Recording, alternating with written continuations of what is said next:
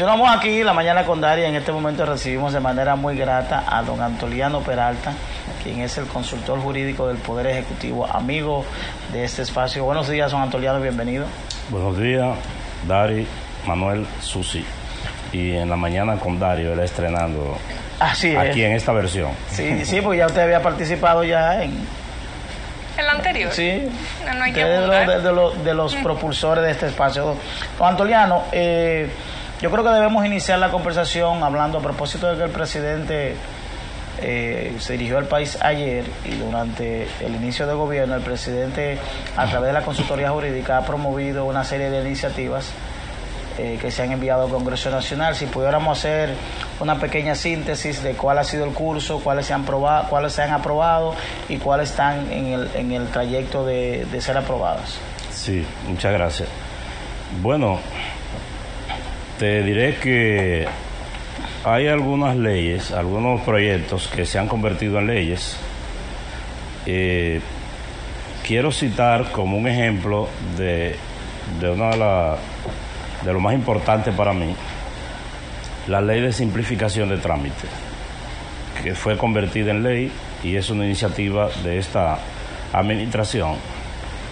Y aunque parezca una ley circunstancial, que lo es, y una ley pequeña y elemental aparentemente, nunca dejo de mencionar la ley que tuvo que ver con la modificación a la ley de compra y contrataciones para dar paso a la compra de las vacunas.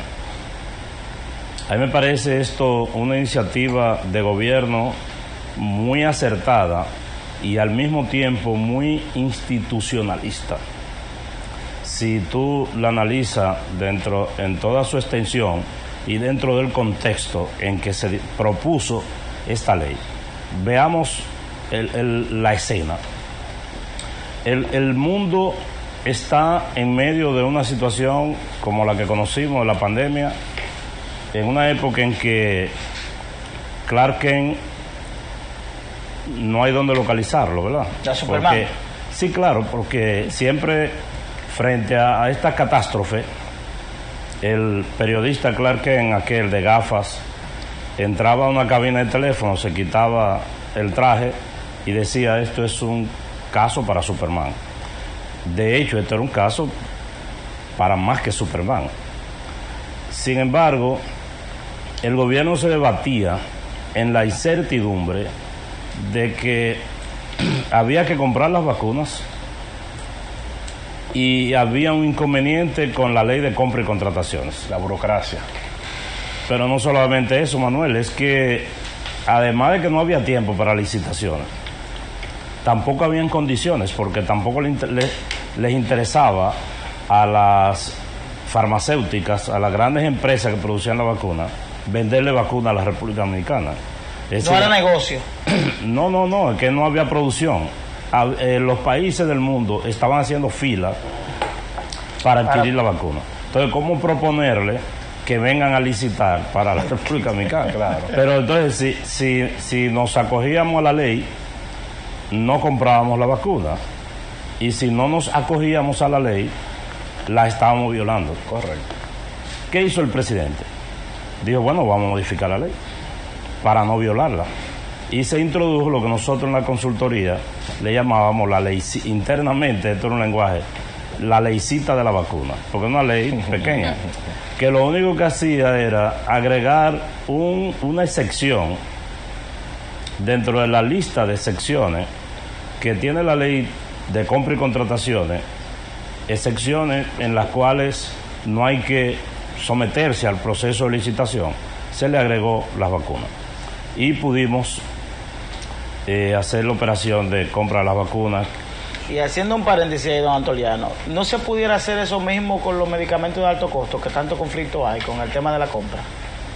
Bueno, en principio se pudiera hacer, pero yo no creo que haya justificación para llegar para hacerlo, porque no hay una situación de catástrofe mundial ni una emergencia extrema, ¿no? Ok. No, y en este caso lo de las vacunas se supone en teoría es algo puntual, sino, y sin embargo lo de alto costo es algo que sería recurrente. Permanente, exactamente. Entonces, esa es una ley. Como dije, la ley de simplificación de trámites, que todavía está en vía de ser aplicada, está en el Congreso la ley, y solo estoy haciendo una enunciación somera de los proyectos que a mí me parecen de trascendencia. La ley de compra y contrataciones. O sea, esta ley de compra y contrataciones, que tiene dos debilidades, que por un lado, la vigente es un obstáculo para la celeridad de las contrataciones en el Estado, y por otro lado, esa al mismo tiempo tiene fisura o escape por donde demostradamente se ha comprobado que los administradores públicos que tienen responsabilidades de comprar o contratar servicios para el Estado pueden incurrir, digamos que en hechos no muy legítimos. Entonces, ¿cuál ha sido la idea? Por una iniciativa de la Dirección de Compra y Contrataciones, con el apoyo de la Consultoría Jurídica del Poder Ejecutivo y una cantidad más de instituciones que han estado viendo y revisando este proyecto, se ha depositado en el Congreso un proyecto de ley para cubrir ambos flancos. Pero hay una ley, un proyecto que el único que lo menciona soy yo, que es la ley de referendo aprobatorio. Yo lo he mencionado también aquí. Bueno, yo quiero decir en menos de un minuto en qué consiste, para que ustedes vean la trascendencia de este proyecto de ley. Esa está en la Cámara de Diputados hace varios meses. La ley de referendo aprobatorio es un mandato de la Constitución que establece que en determinadas materias, como por ejemplo el tema de la nacionalidad, la moneda, es decir, asuntos de trascendencia, los temas electorales, derechos fundamentales, dice Manuel con razón, la Asamblea Revisora no puede modificar la Constitución sin que se haga un referendo para que la consulta popular la apruebe o la desapruebe. Distinto como a veces yo he oído decir algunos medios, algunos comentaristas, no es que se somete a la opinión de la gente para luego llevarlo a la Asamblea, es que se lleva a la Asamblea y la Asamblea lo conoce, lo aprueba o no lo aprueba, supongamos que lo apruebe. Esto no se convierte en una reforma hasta tanto no sea ratificado por la consulta popular. Se somete como un sí o no, como eso que ustedes han dicho. Entonces, este procedimiento de referendo aprobatorio no se puede aplicar si no hay una ley que lo regule, que establezca el mecanismo. Yo siempre comparo esto con la ley electoral. La Constitución dice que hay que convocar cada 4 años a la Asamblea Electoral para elegir las autoridades, pero tiene que haber una ley. No basta con que la Constitución lo diga. Entonces, en este momento no hay ley que regule el proceso de referendo aprobatorio. Eso incluso me ha hecho a mí tener que explicar por qué, incluso en la mesa de discusión del Consejo Económico y Social, donde algunos de los participantes han dicho que aquella propuesta de reforma constitucional que está todavía en discusión en el CES, pendiente en el CES, que era muy limitada. Y yo he tenido que explicar, y lo reitero aquí, que la limitación se la pone la misma Constitución. O sea, hay temas que no pueden ser sometidos a reforma constitucional ahora porque no hay una ley, porque son temas del referendo y no hay una ley de referendo que los regule. Pero no quiero terminar esta pregunta sobre los proyectos de ley sin decir que dentro de unos días se va a depositar un proyecto de ley que para reprimir la violencia contra la mujer y la llamada ley de trata, que tiene que ver con como su nombre lo indica, con la trata de personas, el tráfico de gente, y un asunto que es una vanidad personal mía, es el proyecto de ley que se va a depositar mañana o pasado sobre el tribunal, la jurisdicción contenciosa administrativa, que imagino que Manuel, que es administrativista, bueno, no sé si lo es, sé que es abogado, le llamará mucho la atención, pero ustedes saben que el Tribunal Contencioso Administrativo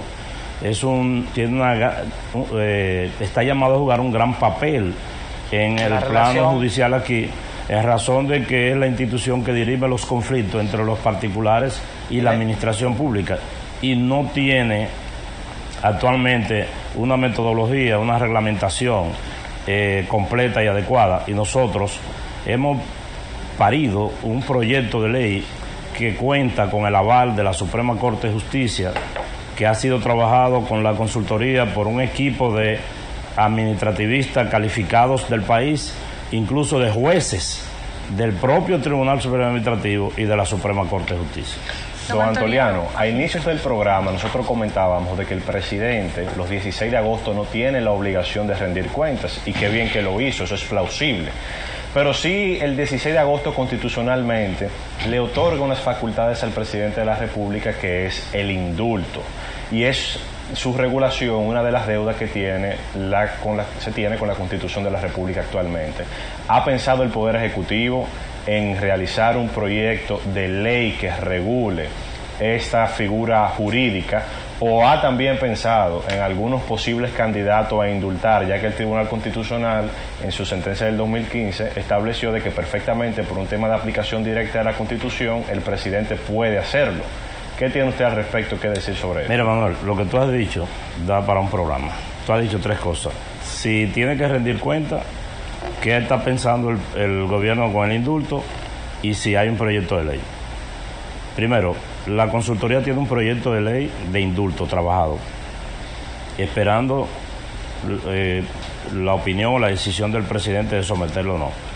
Segundo, este gobierno no ha hablado nunca de indultar a nadie hasta el momento. Tiene la potestad, pero no se ha indultado a nadie. Y tercero, sobre la rendición de cuentas, a mí me llama la atención que es cierto que el presidente no tiene que ir a la asamblea a decir un discurso ante las salas reunidas, a decir un discurso sobre rendición de cuentas, pero los funcionarios públicos y el principal funcionario público, el presidente de la República, tienen que rendir cuentas siempre, cada día, cada hora, cada minuto. Y lo que el presidente hizo no es una rendición de cuentas, el término formal de lo que se conoce como una rendición de cuentas en la Constitución, ¿verdad?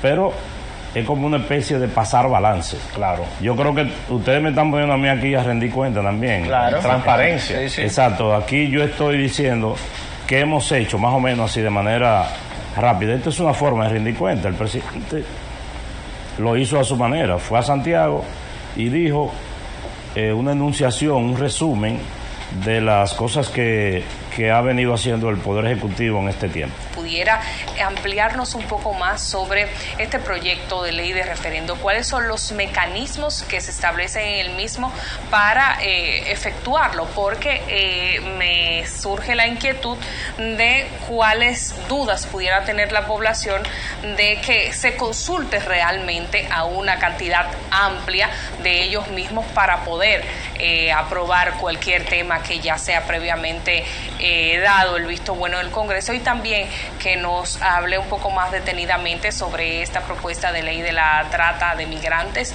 y también con más detalles de cuáles son estas nuevas iniciativas legislativas que estarían contenidas relacionados a la violencia de género en ese otro proyecto. Sí, yo pienso que la novedad en estos tres temas es más para la gente, es el tema del referendo, porque el tema de la trata y de la violencia hay normas que lo regulan. Lo que se ha hecho es revisar estas normas, tratar de corregir sus debilidades, ampliarlas, digamos que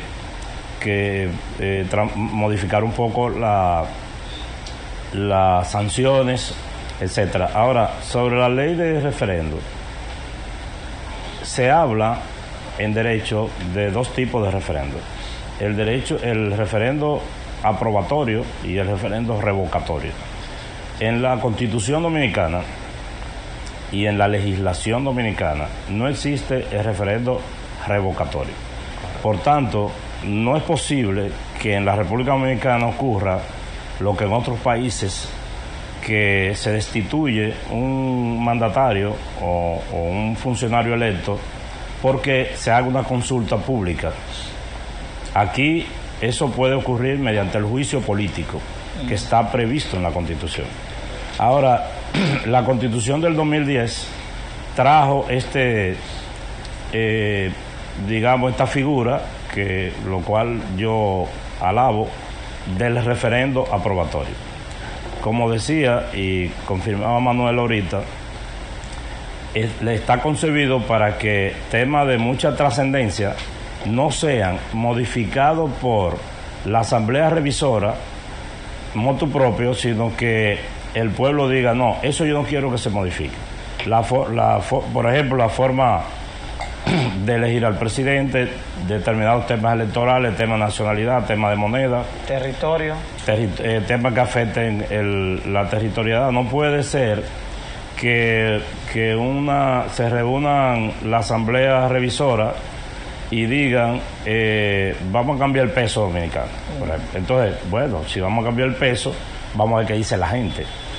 Entonces, como yo he explicado ahorita, si esto se sometiera a la consideración de la Asamblea, aun cuando la Asamblea estuviese de acuerdo, hay que coger el padrón electoral y hacer una consulta como si fueran unas elecciones. ¿Verdad? Para que solo en el caso de que esto sea aprobado, entonces tiene validez la aprobación de la Asamblea. Yo quiero aprovechar que estamos dentro de este tema para agregar que lo que yo creo es que en una eventual reforma constitucional, aunque admito que no está dentro de la propuesta que está haciendo el Poder Ejecutivo y que está siendo objeto de discusión, debería incluirse el tema de la reelección, que tanto dolor de cabeza ha dado aquí, debería estar dentro del referendo. Es decir,